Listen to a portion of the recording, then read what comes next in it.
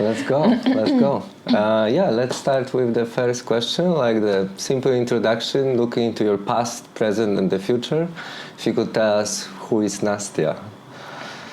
Well, it's a very complex question, but I think I am just a human like anybody else who is trying to follow my life purpose. You know, like everybody, I believe like everybody was born with a life purpose, and I was lucky enough to find mine. You know, connected to the music and everything I do. It's a natural flow, and I'm just feeling good in this place. You know, like I feel like I have to be here. So I think I'm just a human following my life purpose. Yeah, and that's what we think as well. But if you could like go deeper into like how you started, you know, like how you actually like knew that you were made for what you are doing, you know. Honestly, I think and I believe that naturally and originally I was born as a dancer because I was more about the moving. Music was moving me, and that was the first impression and the first love in my life. I was like, yeah, music, and my body's moving, you know, and I was really into that. And I worked as a go-go dancer before I started DJing. I was really happy to do that job, and I was really good in that. But then I was like, what's next? I want to do something else, and maybe traveling a little bit more, but also connected to the music. And then, of course, I was surrounded by so many DJs. And I was like, why shouldn't I try to actually mix, you know? Nobody believed in that. Everybody was saying like, Nastia, come on, you are a great dancer, why do you need that? There's so many artists and like so many DJs back then. Already back then, now it's like tons more. And I said like, yeah, but it's worth trying, you know, like I'm just trying. It's nothing like I'm consistently going to this goal or wherever. And I tried and I made it. So yeah, I think it's just, once you find something that you really like to do or you are interested in, I think you should try. Like raising my daughter now, she didn't find anything yet in her life. And I told her like, whatever you find interesting for you, just try to dig deeper and maybe you will take the flow, you know, the life will take you over in that direction.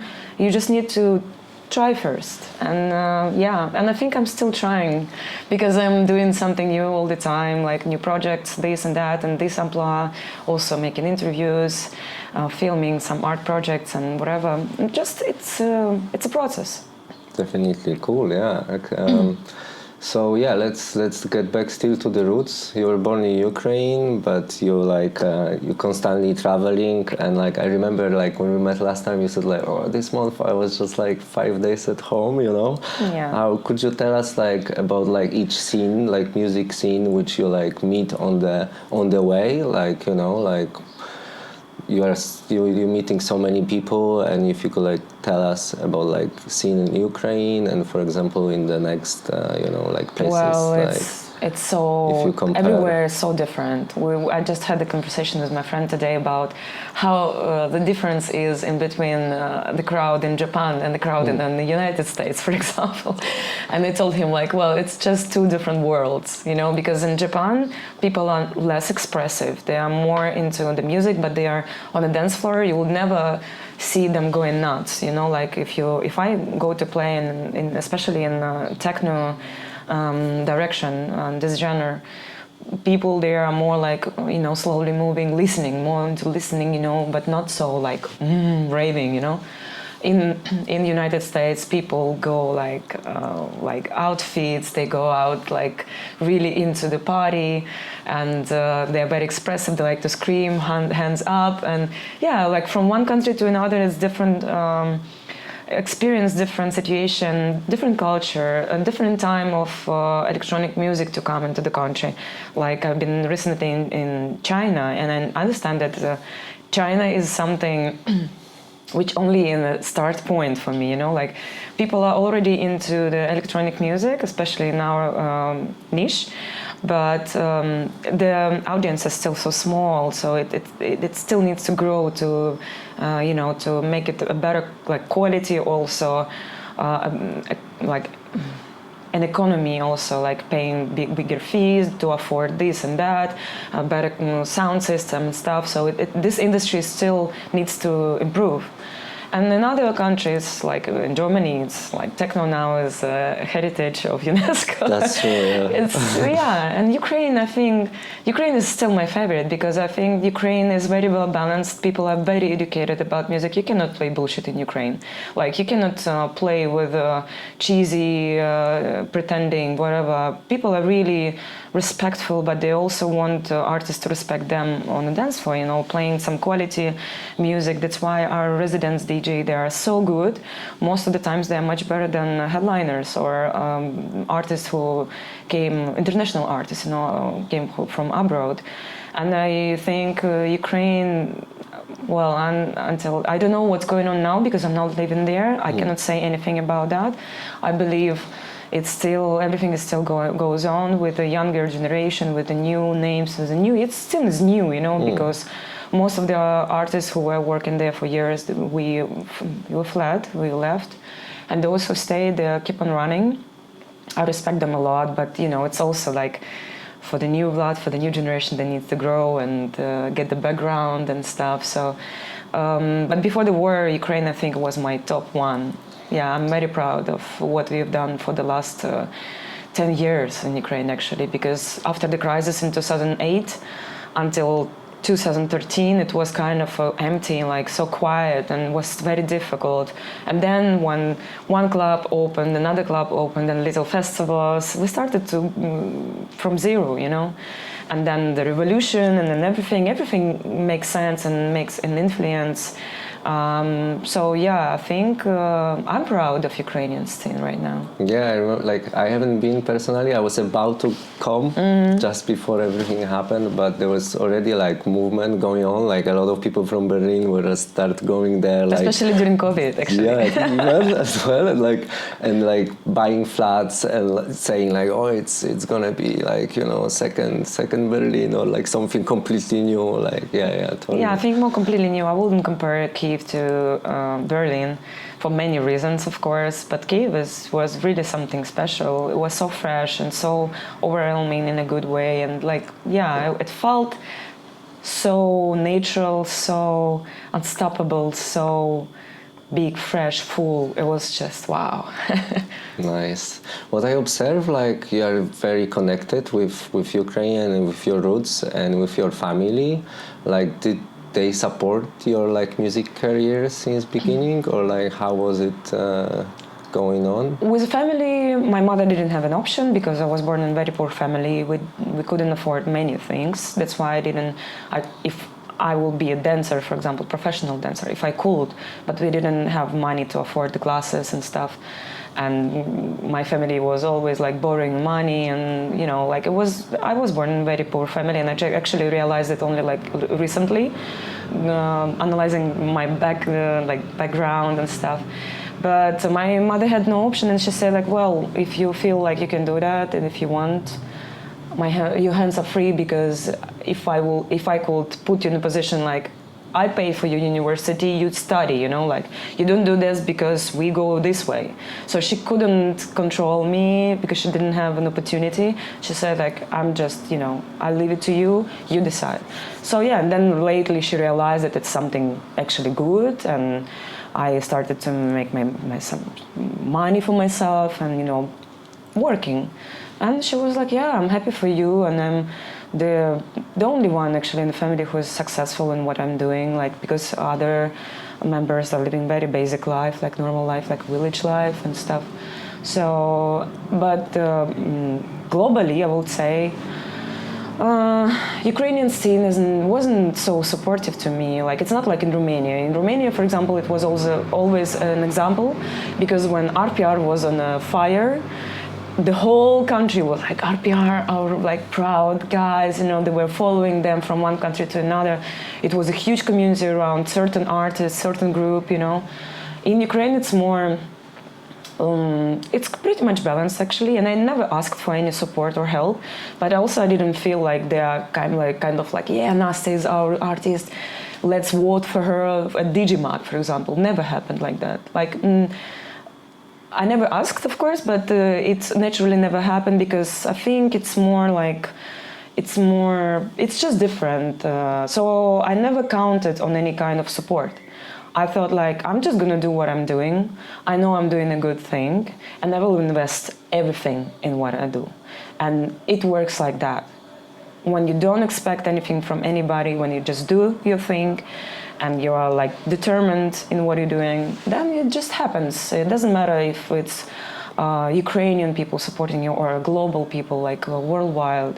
I have a big support, international support. That's why I was not feeling a refugee when I left Ukraine, because I was touring already for so many years around the world, and I could go anywhere, and I had my fan base, you know, like people who were like coming and supporting me. That's my support, the worldwide one. Okay, yeah, but you're a top Ukrainian DJ, and like, how do you think this also influence you? I thought like, you know, the roots also bring the influences like as well, and yeah, I didn't know like you didn't get that big support from the country. I was like thinking opposite, and because you are very strong, you know, about words about the Ukraine as well, so I thought it's also synergy between that, and yeah. No, I don't think so. Okay. Like, I think even if I have support, I don't maybe know about that, but also I have a big resistance, because I think it's also something to do with mentality, and I'm sure that it happens not only in Ukraine. When you get very successful, people think, you know, she's too successful, maybe we should take it easy. And some of the nations, maybe, they don't like to, like, for example, Charlotte de Witt, yeah? She is like worldwide DJ, and the whole Belgium is like, Charlotte, you know, like, she's our artist, we're so proud, we're so supportive, like, they helped her, like, an Emily, you know, like, some of the people, they have the community behind naturally. They didn't do anything to kind of like, yeah, guys, can you vote for me? And can you support here or there? And, you know, like, you don't need to, it happens naturally because it's a culture thing. But in Ukraine, it's a little bit different. No, you need to really smash your hands in the blood to deserve certain respect and support. Everything is quite hard to get. It's good when you have a support when you're in the beginning and people like, you know, like, yeah, it's cool, yeah, let's go, you know. And then when you reach a certain level, I feel like they are like, okay, it's enough, you know. Then it happens just in a different angle, different way. I think it's kind of a specific thing about specific mentality also. I think we got some similarities between Poland and Ukraine. Yeah, you know, I'm afraid a little bit to say these things because to hurt to people in Ukraine who support me, and also I don't want to sound pretentious that for those who don't support me that she's asking us to help her or to support her, whatever. I'm just saying the way I feel it, and that's the way I see it, because I have an experience. I'm here for 19 years already, and I've been going through lots of ups and downs, even through canceling in my own country, because like wherever the war started, I went to the tour in the US, and Ukrainian community wasn't happy about that, saying like, yeah, you know, we are here at war under the bombs, and you go to party in the US, and they don't even understand that I'm not going to party. I'm going to do my job. It's profession. Yeah. So most of the people, they don't even perceive DJing as a profession. But I pay my taxes. I'm really professional, you know. And DJing, it's already like something. We are not living in 90s when DJing was something. What? What? Now everybody is almost a DJ, and I think people should start taking it more serious. Also because, I have a category in my tax and think I work like anybody else. And it's not about partying. It's about doing your job professionally, whatever happens. My mother died, I'm still playing tonight. Like, she didn't die, I mean, it's just an example. But, you know, like, whatever happens, you need to go and do your job. And this is professionalism. And some of the people don't get it. So, yeah, I was going through up and downs with the Ukrainian scene, with Ukrainian people. It's a lot of challenges as well. Some good parts where we're doing like festivals together.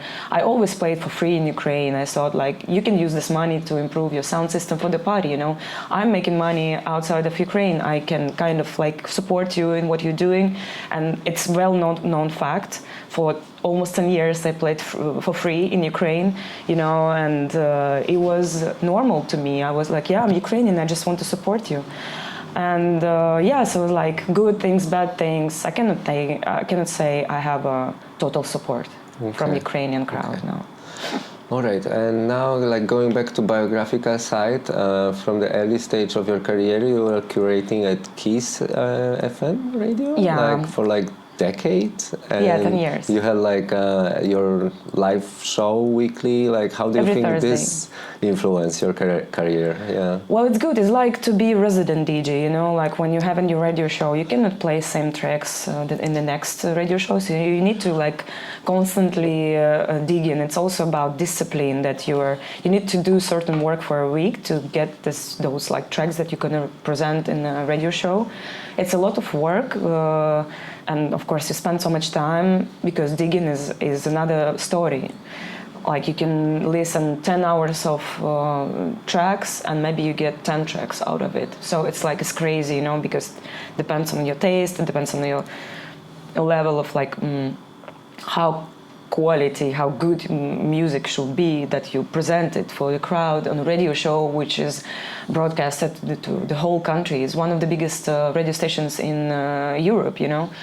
It was a big responsibility, so I took it seriously, and I loved to go into the studio and have this personal connection because I had the chat and I was speaking in mic, you know, mixing, all doing in the same time, and it gave me so much motivation, so much energy.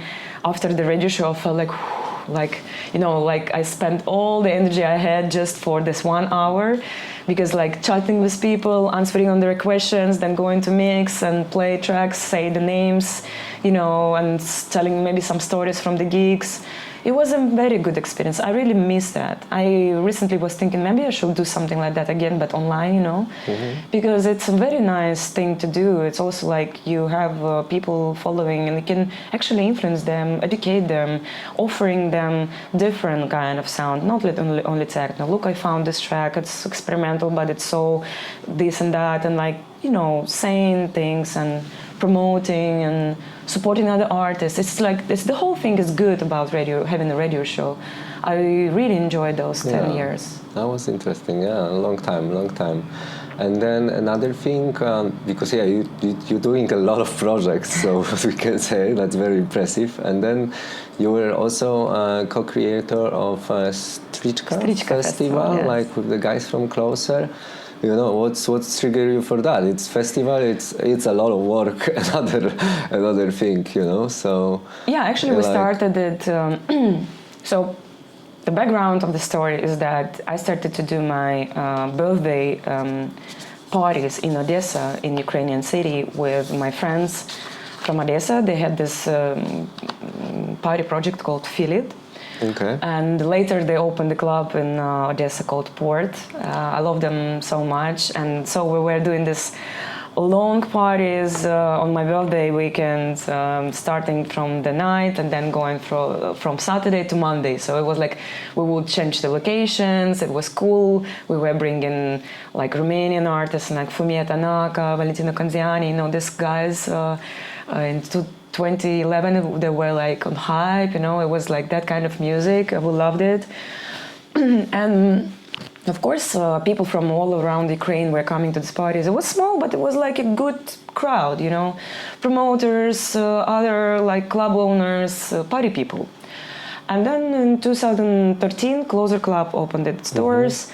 And they came to me with idea after this revolution. We had Maidan Revolution of Dignity. They came to me and say, well, we used to come to your party in Odessa, and we know that you're doing this here as well, but maybe we could do a Friday party with you in our club, and then Saturday you go to Odessa, like we do the full birthday weekend. I say, yeah, great idea. And then they left, and the next day they say, yeah, you know, we forgot that we gave this day to one promoter.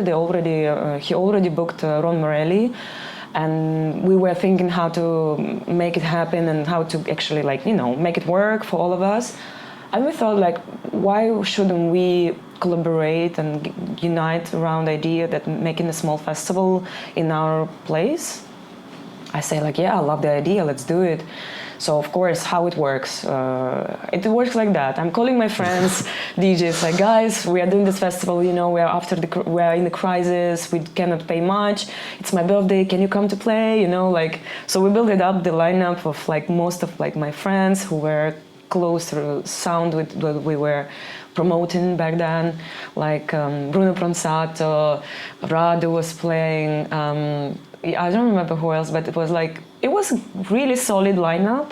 We had 3 rooms, small rooms, because it's a factory. We took over the factory, made this, and it was so amazing, you know. And we realized that it's so good to do. And I gave the name of the festival Strichka. I was looking for something Ukrainian, which is simple, sounds easy, and it will symbolize something Ukrainian. And Strichka means ribbon. And ribbon, we usually wear a woman with these flowers. I don't know how to call it, on the head. Okay. So the flowers on the here, and then the ribbons in the back. This beautiful tool for the hair, for the head. I don't remember how you call it in English.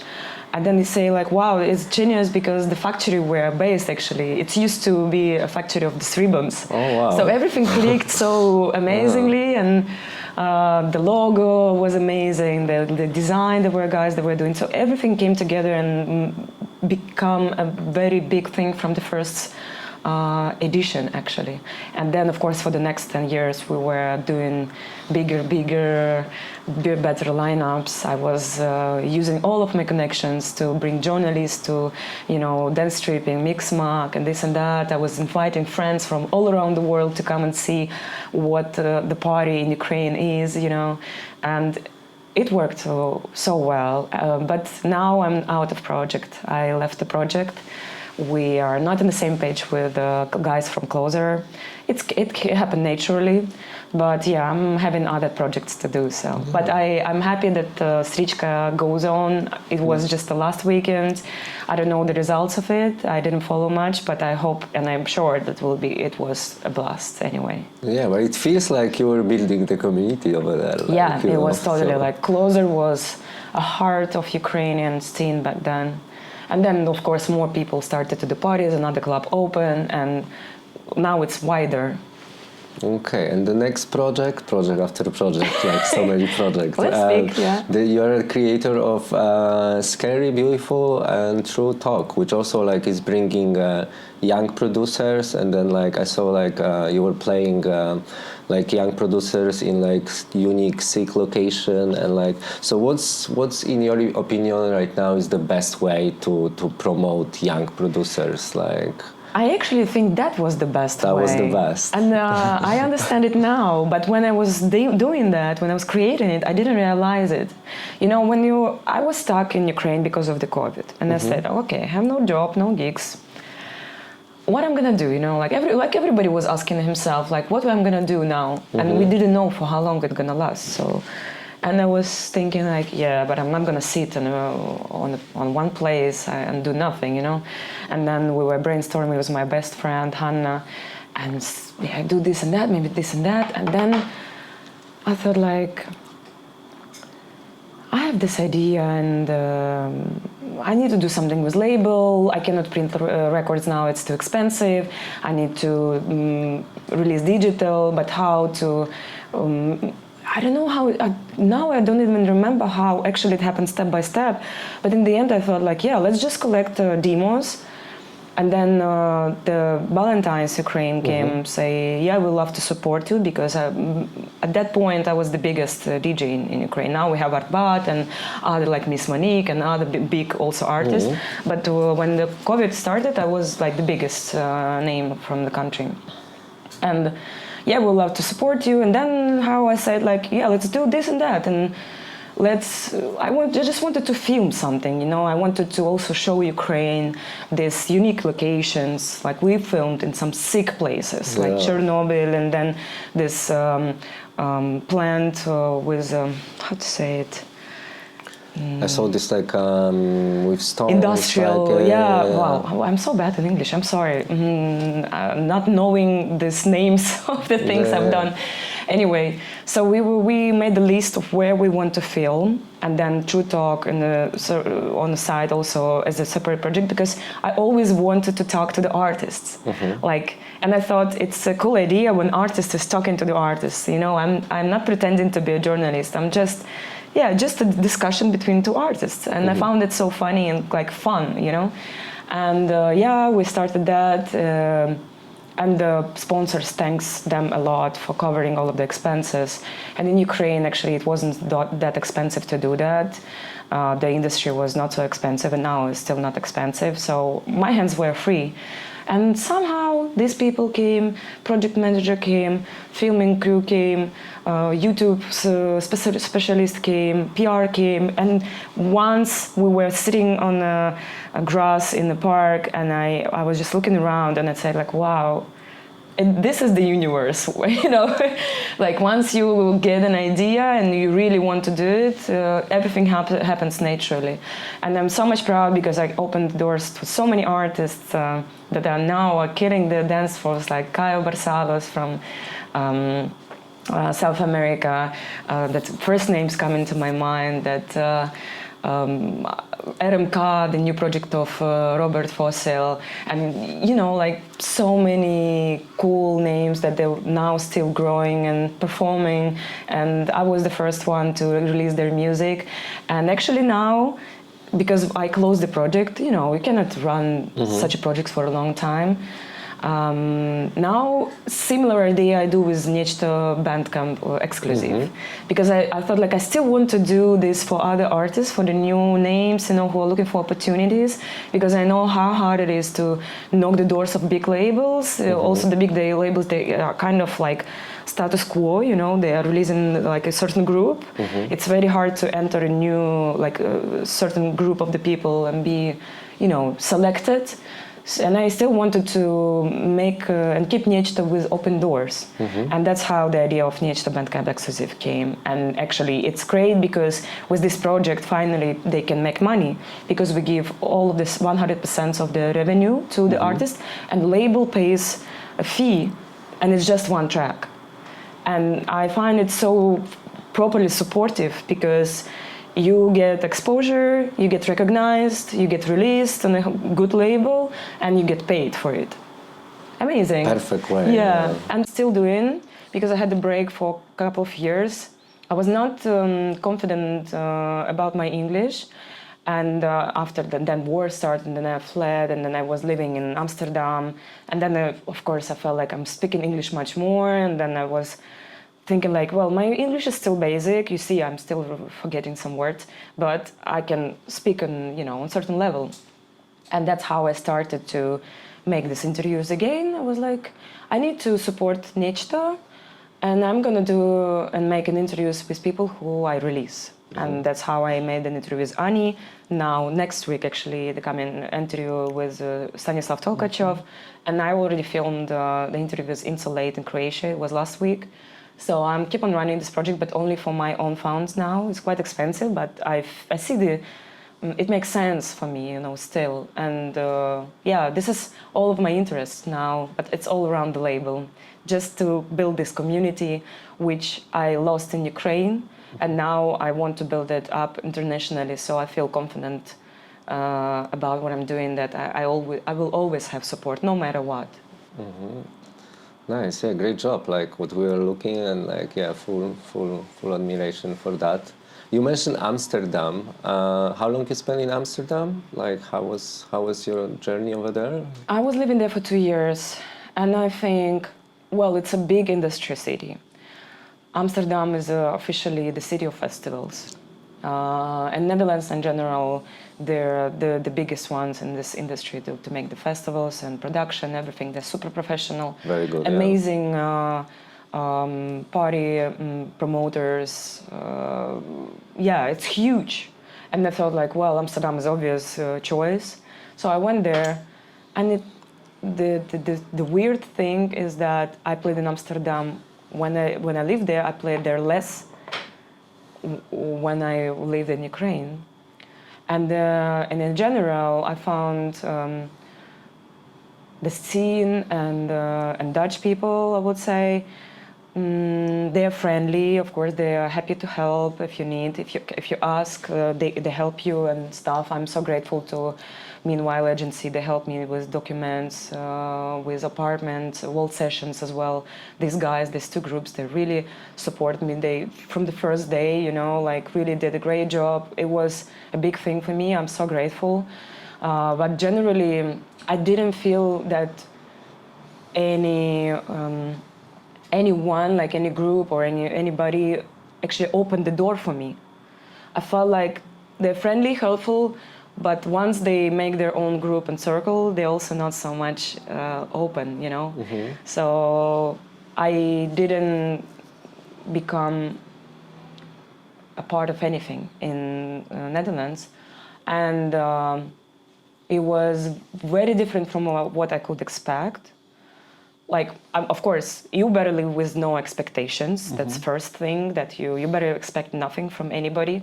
But still, you know, I because I'm super active and super social, even with all of my abilities and character, I didn't feel that I could belong to something and could join somebody, because once I join something, I'm fully into it, you know. Mm-hmm. Like I'm fully involved, I'm doing everything for that and stuff like that. But I think that period was very lonely for me, very frustrating, and very hard one. I think it was the hardest 2 years of my life, officially. Okay. Yes. Sounds tough, yeah. Yeah, it was tough, yeah. And now going back to your releases, the first release was 2013, like Maslow, right? On Nila label. Nila, yeah. How would you describe that part in your career? That was... I can describe this part that I didn't make that music. So it's not my music. Okay. So let's say I was thinking, shall I do something with ghost production? Because it was just this thing, you know, going on. Why don't you use ghost production? Because I know very big artists, they still not making their own music. They're still using ghost producers. Mm-hmm. And I thought to try, and I tried. And it's not like... usually I'm sitting in a studio and we work together, but there's a sound engineer who's doing that. And basically, the Maslow EP was made by Sasha. He's my friend. We lived together for a certain time. He's a very talented drum and bass DJ, Sanchez, and now he is doing his techno project called Nanich. Mm-hmm. Very talented person. And when guys from Nila came to me saying, like, let's make an EP, and I say, I don't produce music. Like, come on, let's like do something, you know. And then I spoke to Sasha, and we made this EP. But I like hands off. It's not my music, you know. Like I'm not a producer, and I'm now studying and trying to catch up with all of these machines. It's a very hard moment for me, because I feel if I'm not gonna do that, I will not complete my mission. As I said, my purpose in life. So now I'm in that situation, at this point, when I really need to do that myself, start from zero and go through all of the basics, and, you know, start doing my own production only with myself. But back then I was working with other people. Mm-hmm. And other tracks too. I did some remixes. I didn't do, and stuff like that. So I'm not a producer. Okay. Yeah. So yeah, because like the next one coming was, out. The next one was the collaboration also for Cocoon, no recordings. But it was a mix. That was a mix. Yeah, I loved it actually. Yeah, I have like the two CD. CDs.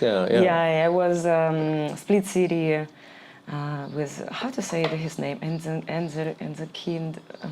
Einsteilkind. Yeah, I don't. Sorry, I just don't know how to pronounce it. I know his name, but I don't know how to pronounce it well. Yeah, and this mix, I'm pretty much proud of it. It's timeless. Yeah. I can listen to it now and it sounds great. Totally. It was great, because my first mix CD I released in Ukraine with Virus Music, and that was my second one, and I'm happy about this. I left the mark, a little one. Yeah, there is something. There is something, and then yeah, following other stuff like which you already talked. Like you're a very productive person.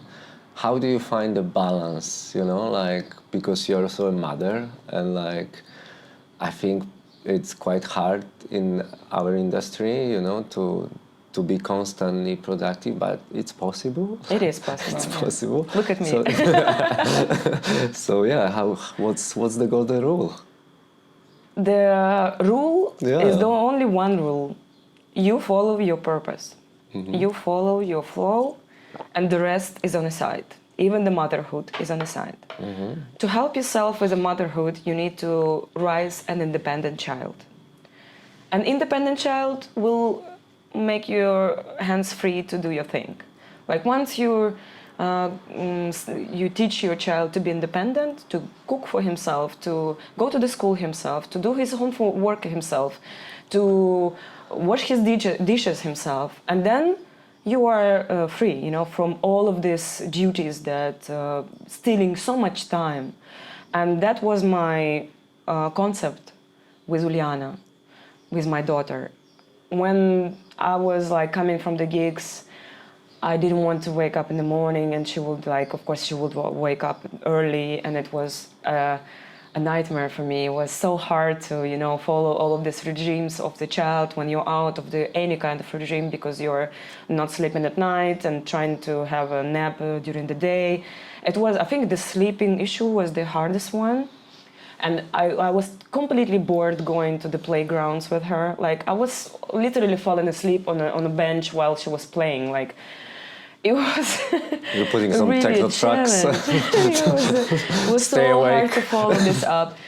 I don't know how I survived. Now looking back, it's a very big and tough thing to be a mother, but I think time management and general management is the key to make yourself free from other duties and to keep on following your thing, you know? Yeah, following that, I would like to talk as well about your label now, like Nechto record. Nechto. Yeah, thank you. Nobody can pronounce it. I'm so sorry. Yeah, Nechto. And so yeah, it's since 2019. Yeah, if you could just simply like introduce what it's about and like what are the core values of the label, like, you know, like in this. Well, I just, you know, because I must be, okay, let's start from the beginning. I used to have one record label called Propaganda Records, Yes. which was amazing. I love it. Amazing music. I still like, wow, I did a great job, you know, like looking back. And it was, I started in 2013, so it was like more than 10 years ago. And I released amazing records, but just 10. But then when I was releasing the number 10, I felt like, okay, I've changed so much, you know, like the sound changed so much. Like I started to play different music as well.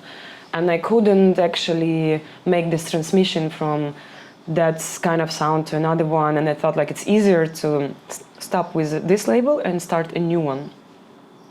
That's how I, in August 2019, I decided to start Nechto. And Nechto actually, it's shameful because it's a Russian word and I hate it. But because I gave it back then, and I don't want to change it because I made so much effort to rise this label and the brand and stuff. And as Russian-speaking Ukrainian, I think I'm still having the right to keep the name. But it's a genius name actually because it means something else. Like you having a blast at the party and next day your friend is like, how was the party? It's like, that was something else, you know? And you can say just one word, it was nechta. Okay.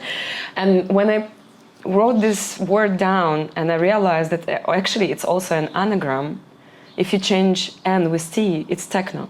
Okay. So I was like, well, here we go, you know? Yeah. And then, yes, I was like, of course, I was supportive to Ukrainian artists, but then I had like this unknown artist music. Because the artist who made this music, he was thinking of making it for me, but I said, no, I'm not, I'm done with ghost production. I don't want to do that anymore. even though I didn't release much from myself, from my own name. But the guy who made it, he said, but this music, and I said, do you want to release it? We can release it in Nito. He said, yeah, you know, I have my sound, and my sound is different. I was just experimenting for you, and I don't want to associate, like, I don't want to take this music under my name. And I say, okay, and then I'm gonna release it as an unknown artist. So I released it, and it was actually a difficult start, but when you start with unknown artist, you start a new label. First of all, unknown artist for the PR is a bad thing because you don't know who to promote, how to actually promote it, how to put it into the media, because it's only about the label, and it's just a new label, the first release, and then for the search also. There is so many unknown artist releases, you know, so for the search is also not convenient. But you know, me, I'm not looking for an easy way in my life. I decided to start that, like that anyway. And then the second one was Voin Ruve, the Ukrainian guy. I love him a lot. He's very talented. He's actually making different music and under different alias. And that was sold out straight away because he had a huge support in Ukraine. And then I started to look around, and yeah, because my label is open for everybody. And not only for the new artists for the Nito Bandcamp exclusive project, but also like anybody can send me a demo. Like now I have records, like I was surprised that Justin Berkovi, he sent me a demo for, and then he said like, yeah, you know, I have more, and I was going through his music, and like recently he sent me, you know, I feel like this is an AP. It was just 2 days ago. And I was listening to the music, and I thought like, yeah, sounds like an AP, you know, because I wanted to release his track as a part of the Nito Bandcamp exclusive project, and now we actually signed the AP. It happens like that. It only depends on music. If I feel like this music is solid enough, all of the tracks are completing each other, then I can present it as an AP. And then for other side, when people sending me tones of music and there is only one track I like, goes to the Nito Bandcamp exclusive. That's why I decided to do it just one track, because there's so many artists, they do lots of things, but there is only one track I like, you know, and I still want to release it. But I had to find another way to release it, not like various artists compilation straight away. I wanted to find a unique concept, and because I like this idea to dig in Bandcamp and find these tracks which you can find only in Bandcamp. You feel like, yeah, I digged a nice track today, and not so many people can actually see it because you really need to dig it, you know. It's not like you see it in all of the platforms. It's easier to find, but when you do the Bandcamp exclusive, it's just different thing. And yeah, the whole concept just worked in this way. And then in the end, I decided in the end of the year, I will release the various artists EP, the full compilation on Beatport. Okay. So we will complete the mission of the 1 year, and it will be like every year is gonna happen like that. And then COVID came, no records, it's too expensive, I have no job, no money, and whatever. And then this Scary Beautiful project with digital, huge compilations with visuals, helped a lot to the label. And then I started to parties as well. During COVID, we were like thinking like, what should we do? And Ukraine is not like in Europe. We have the different laws.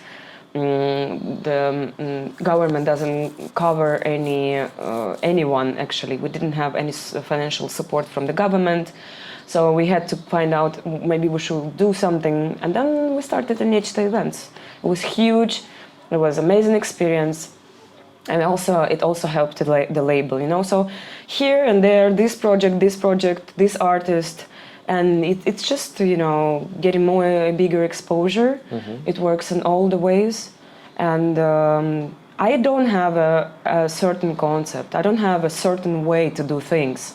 I really follow my flow. Whatever comes into my mind, I feel like, yeah, I want to do that. And I'm just doing, you know, like I'm not thinking, I'm analyzing afterwards. Like only when it's done, I can look on the back and see what I'm done. It's not a strategy. I'm zero strategy person. I have zero clue about how business works. I'm very bad with financial things and all of this. And it's a nightmare for me. Now finally I have a good team around the label. I have a label manager, PR, this and that. Like they came naturally. You know, one sign, another sign, somebody offered help, and this is how my team work now. You know, lovely people, everybody on the right place. I'm so grateful that now the team is complete and everything works properly. So yeah, I'm just doing things, Yeah.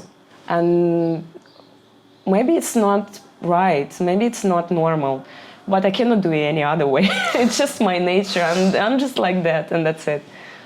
And I'm releasing different kind of music. It can be Tolkachev, and then it can be Ani, which like you cannot. It's so different, you know. Like certain labels, they follow one direction, which I find right. Actually, it helps the community to follow. You know what to expect. You're signing to follow the label because you know that it will be your kind of sound all the time, and every time they release something, it will be your kind of thing. But with Nito, I release anything that will reflect with me first because I'm a selector. What I can play, what sounds a good quality production, and what has an idea. And lately, I'm so much more into music. I really miss real music, you know. Everything became so tooly, so loopy, so flat, so instrumental, so empty, you know. So now I'm looking for some nice vocals, melodies. It has to be music in the end. Yeah, great job. I think like another good project. So what do you think, what do you hope to achieve? Like do you have like certain amount of artists which you want to release, or like another, like, or it will come out like you said, like spontaneously, and you still don't know? I think I just follow my flow, and for me the main goal was always a reputation, a respect. I'm doing everything first for myself because I feel it this way. Secondly, for others, because I never loved and I never liked to do something only for myself. I'm not selfish, that's for sure. And anybody who can follow me a little bit, people can see it, you know. It's not about me. I cannot even make a merch with my name, you know, like people asking me like, why you don't have t-shirts with Nastia? It's like, it's too, you know, it's too ego. And I don't like it. So I really love supporting others, to open the doors, to... And then slowly, you know, one person somewhere in the middle of nowhere in Argentina, in a small city, he sent me a demo. I signed it to the project, and he said like, wow, imagine Nastia signed my project, you know, like. And then he started to tell the story to his friends, and the friends like, yeah, maybe I should send them demo too, you know. So the spread goes like naturally, and I love it. And I think this is the most natural way of building up things, and especially if you're talking about community, because community has to build in a natural way where people feel that they can find a place in this certain movement. You know, they feel themselves good in this movement. And I'm not pretending on anything, and I'm not having a strategy to build this community, but I hope it will be a community one day, healthy community, with no expectations, with no judgment, with no competition, with all of this bullshit. I just want a healthy, nice little community, and where we will, you know, help each other, support each other, because I also need help. I also need support. It looks from the side that I'm big, I have 500,000 followers, and after all of the shadow ban, because I had a huge shadow ban because of my anti-war activity in Instagram, I have, well, just a few numbers. Basic post on my Instagram before the war could be 15K. Now it's 1K.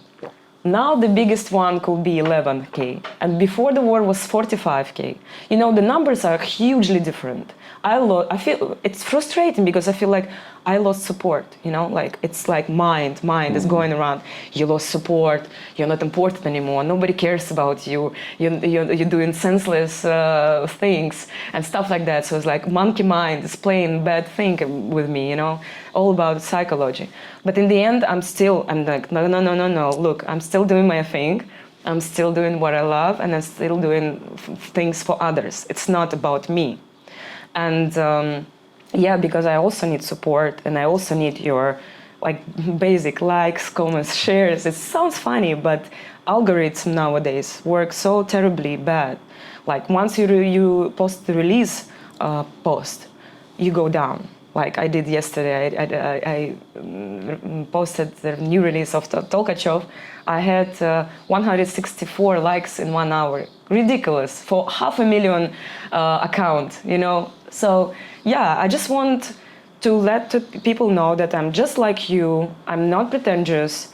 I'm very grounded person, and what I'm doing, I'm not doing for myself. That's the point. Yeah, yeah, strong words. I think everything gonna go back. You know, I don't for anything. I don't wait for anything. It doesn't matter how it goes in the future. I just follow my purpose and my flow. Yeah. I cannot do it. What can I do about it? You know, nothing. That's why we release books, you know, because the like might disappear. You know, 5 years maybe there won't be Instagram anymore, and this will stay forever. Yeah, this is the memory. This is the mark. But yeah, we never know what's gonna happen. And yeah, now speaking about like your experience with DJ performing, you know, because you're playing worldwide everywhere, and like, how do you prepare for your set? Like simply, like how weren't you preparing back in the days, and now like do you still like use these young producers? Like how it's happening for you, like, you know, for each set, like for the big festival, for, you know, you recently played KEYI as well. So how do you make the magic happen? I just I just make it easier for myself, and I have a playlist in my record box for genres, like classic techno. Like for example, tonight I'm playing at Trésor, and I'm gonna go definitely to the folder with classic real techno, you know, music. Then I have like a playlist of the years where I put all of the tracks that I'm playing when I'm buying in the year.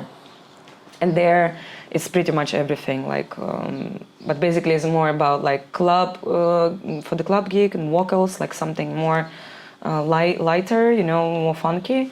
And then I just make categories, but it's not like for a certain gig. It's just when I buy music, I put them in the different playlists.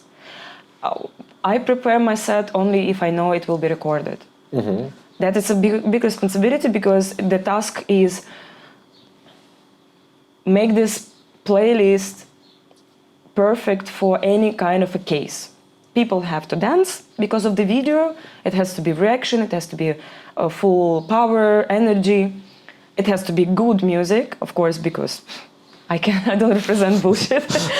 I don't, you know, I don't make compromises in this case. It has to be like tested in all of the angles, for the crowd, for my own image, for the video, for the recording, something new that I have never played before, and it's a complex thing, and you need to work properly on that, just to find the perfect music which has no compromise, and it will be guaranteed good, like no mistakes, no something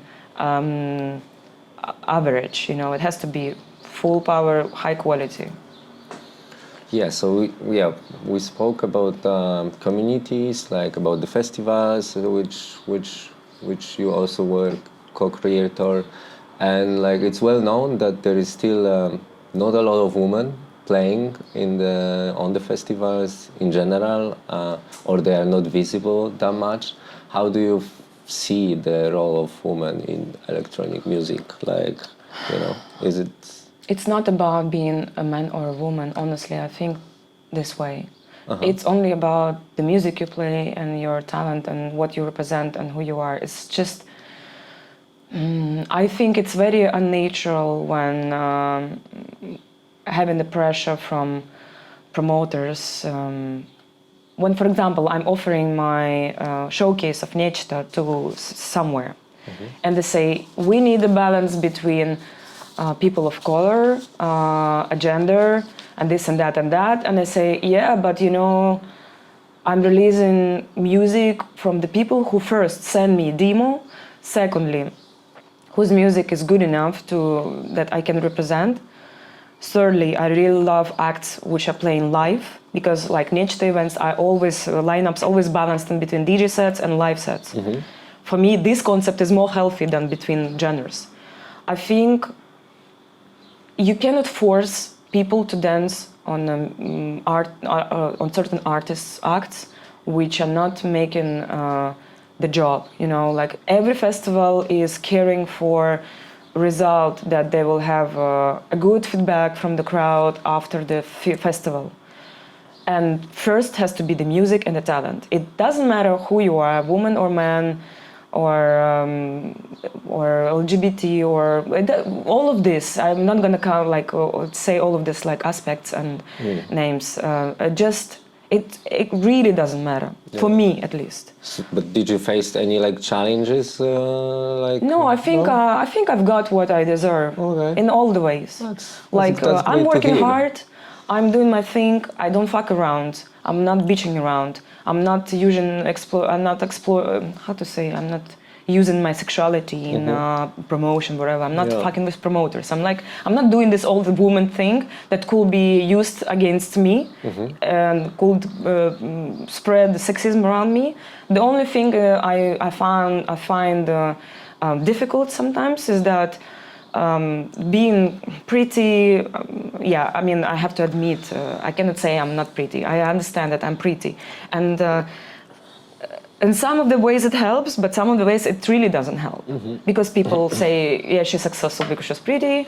Because for some of the people, pretty woman cannot be serious. And all of this like little sexism things around, shadows and, like all of this bullshit.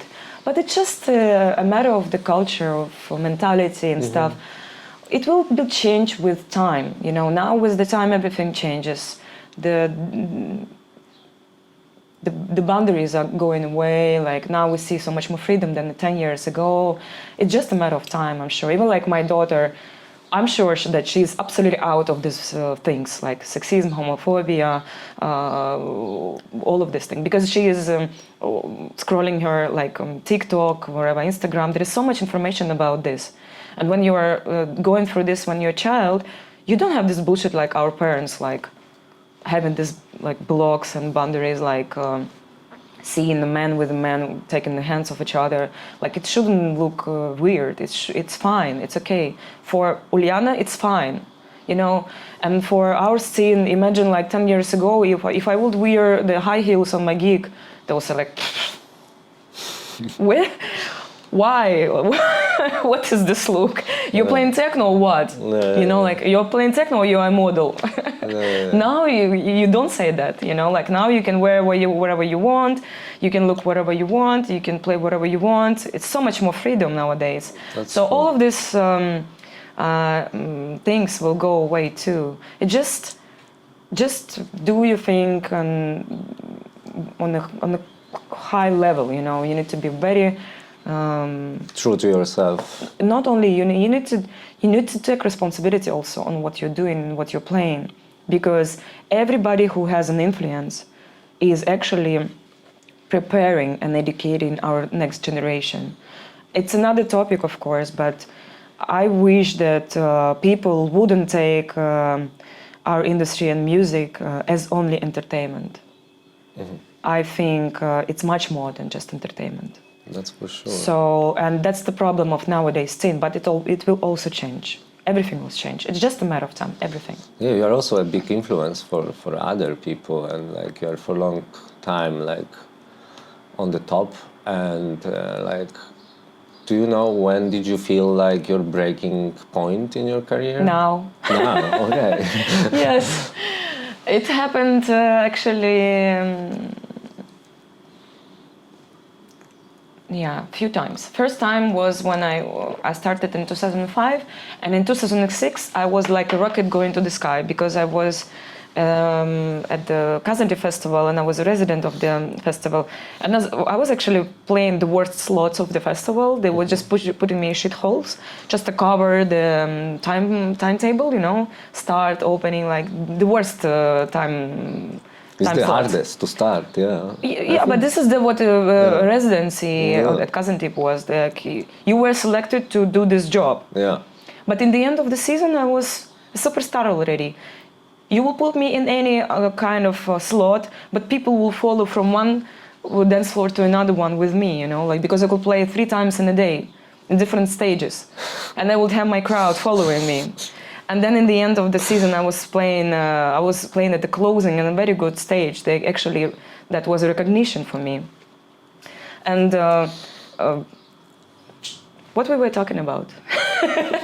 About the breaking point in your career, yeah. But then I met my husband, and I dedicate myself to the family. I gave a birth, I got married, and then I was like a housewife, giving up on my career so fast, right? I started in 2005, 2006 up, 2008 down, and 2009 we broke up. And I lost everything, actually. And then I had to start from zero. I was calling to the promoters, offering them to play for half of the fees just to have a job. And then I called my Kiss FM director and say, Anton, I really need a job. Like, it's not about only money. I need to do something. I cannot stay and do nothing, give me something to do. Mm-hmm. And he said, well, I cannot pay you for this, but when you go to Kazantip this year, you can be a stage manager of the dance floor. And then, of course, I will cover you the renting place, and I will give you money for food. This was normal at the festival, like Kazantip. You play for food, actually. And then I was, yeah, of course, I'm gonna do that. And then I ran the festival for one season. And after that, I was like a rocket, back to the sky, with my green dress video from Kazantip, which blew the mind of all of the people around the world, because it was also the start of YouTube. Like, it was like just, starting like, and that was a flash mob video, which opened a lot of doors to me. And then, of course, I was growing and changing the name, because it was DJ Beauty back then, and now I'm Nastia. It happened in 2010 or 11. That was also difficult, because I changed the sound as well. I was growing, flowing, blah, blah, blah. And now I came to the point when the war started, I left Ukraine. I'm certainly out of my base, of my roots. I feel weak. I lost support of my home. I lost support of the international audience because of my anti-war activities and my posts about certain DJs. I'm not gonna call the names. Certainly, I got this reputation of being toxic. I've been kind of shadow banned, and I'm not in a very good position right now, actually. I feel like my career goes down, and of course it's hard to accept and realize, but I must work on that. I need to stay sober about my presence, about my position, about everything, how things work. And now I feel like the only chance is production. And if I'm not gonna do that, I'm gone in 4 years. Ciao, Nastia is not exist anymore. I think like that, yeah. So I'm very straightforward. I'm very honest with myself. And I think it's gonna be like that. Because there are tons of new artists, new generation, absolutely restless, talented, funky, bright, colorful, active. They rock the scene. They're gonna push me out, kick me out in 3 years, 4 years, yeah. So, yeah, that's my situation. But you're still performing, I'm still performing, non-stop, yeah. so... No, I actually started having holes in my schedule, which is not making me happy, but maybe I'm happy because I just moved to Greece, and I live just in front of the sea, so maybe I will have a chance to have a break and actually focus on production. Yeah. So everything happens for a reason, I go down, I see the holes in my schedule, I think like, okay, holes in my schedule. I need to get into production, so maybe this is actually an opportunity to stay home and work, and learn and study and make this happen. Nastia, you need to do this. Yeah, I think it's gonna happen for sure. And so if we speak about production and artists which you meet on your path, which one was this one which you learned the most, or gain some, For production? Yeah, production, DJing, if it comes this one person which you meet at your path, Well, I definitely think it's Steph Mendesiris, Steve Rahmat. From the new generation, I think Alarico and Schlar. They're really good in production, but I'm missing some kind of music in their music. But I think it's just they will get there. They will get there. But the production is a high quality. And RMK, he is genius. Like his music sounds great, and it's like all the ways like dance floor oriented, with so many melodies and stuff. His music is the most balanced as a dance oriented for me. And yeah, there is so much more other artists. From the back in the days is CJ Boland for sure. I'm a big fan, and I'm performing at the same party soon with him. Excited. Yeah, I think it's quite enough. Yeah, it's quite a big list. And from the woman, actually, Ani is great. Okay. Ani is a killer. She's gonna smash the scene very soon. Like she's already big enough for me, but she is the one. Okay, yeah, nice to check some of them. Again, if it comes to fashion, let's speak about fashion. What are your thoughts about fashion? About the connection between music and fashion, as we're gonna throw event together for Berlin Fashion Week. So I would like to hear like what do you think, how it goes together, because it's always together. Like they're great musicians which doing some soundtracks for big designers, and like how do you see this part? I think it started like that. In the 90s, there was a lot of like designers, fashion. The techno was new, and it was pretty much connected. But then at a certain point, it was quite disconnected. I think 2000, this like gap. There was a gap when fashion wasn't connected to electronic music, and especially with DJing and with all of this. But now it's coming back. Now all of the artists are very fashion, you know, like all of the like wearing all of the tops, like Balenciaga, Prada, whatever. I see, like for example, people like Aneta. She's kind of a fashion icon. She's always wearing some very new, fresh outfits, like you know, very different from what we used to see from a DJ, like even like 3-4 years ago, you know, because at certain point DJ was not so technically DJ had to look modest, simple. That's why this black thing came into the like huge wave of this I call it sector thing. Like when people like wearing without kind of the labels, same things. like yeah. DJs were hidden somewhere. You Yeah, didn't even see not about them. that, but about like keep it simple, just black and this and that. Now, Yeah. whatever it is, so much like I think it's a big explosion now in between music and fashion. We see so many DJs attending fashion shows. Look at Peggy Gou. She's also like, well, I think she's top of the tops from the music industry, like showcasing the best looks, you know. I think it helps to each other, like fashion to music. It is connected, and it's stupid to think that it's not connected. And I think it's great, yeah. But I mean, but it's also expensive, you know. You need to make money to look like that. Yeah, This industry is different now. Where the artists are, the fees are higher, competition is higher as well. But also now you need to look a certain way. It's also expensive. Like it's just Anyway, it's very well connected now. I think it's the biggest and the strongest connection which electronic music experienced so far. Yeah, I think the same. And now going back, you just had like a tour in Asia, like I think 2 times. We kind of cross almost each other, and our magazine is bilingual. We like switch languages. What do you think about Asia? Asia in general? is awesome. Like how the gigs. I Where think did you it's play it? I think it's growing. I think it will be big, very big. It's just the start, because Asia was quite isolated, and now it's opening doors slowly. And of course they're gonna get where we are, but with time. And it's a huge market, and huge potential.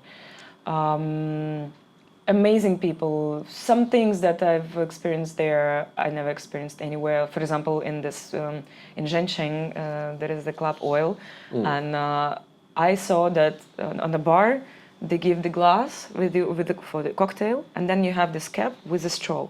So because when you go into the crowd, you don't. If somebody pushes you, you don't throw the drink on somebody. So it's with a cap and with a straw, which is very convenient. And I never thought about it. And I told to my host, like, it's the first time I see this. And she was like, really? Like for us, it's a rule. Like for us, it's so normal.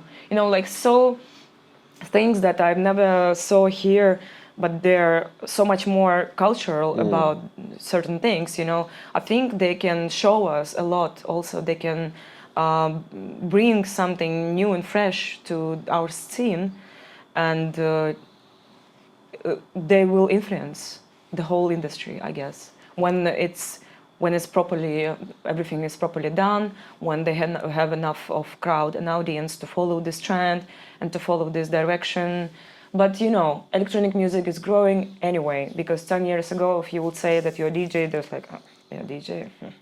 Now you say DJ, like, oh, you're a DJ. You know, like now people reacting differently. So now DJing is quite, you know, cool thing to do. And so this fashion will go to Asia for sure, and it will be a big explosion, I think, quite soon. Yeah, it's a great example with oil, because actually we started our magazine in Shenzhen. So yeah, I love the club. Yeah, we I work love it. together a lot with oil. We lived there like 4 years. So Yeah. perfect example. You already said a little bit about future, but yeah, last question. So how do you think like future gonna look like for Nastia? You know, In more positive way, I think. You know, we focus on positive vibes. Like the most what do you think? positive Yeah. way is to stay with a moment of now, Yeah. with a certain moment. I don't think about future. I can plan things no longer than in 1 week. For example, I'm going to Ukraine tomorrow, and I have my schedule. I Yeah. know what I'm gonna do. But who knows? Maybe tomorrow, I don't know. Whatever happens, maybe I don't go. Maybe something happened. Whatever. I don't think about future. I recently was reading the book of Eckhart Tolle called The Power of Now. I'm really recommending this to anybody who's curious. And also another book of him called New Earth.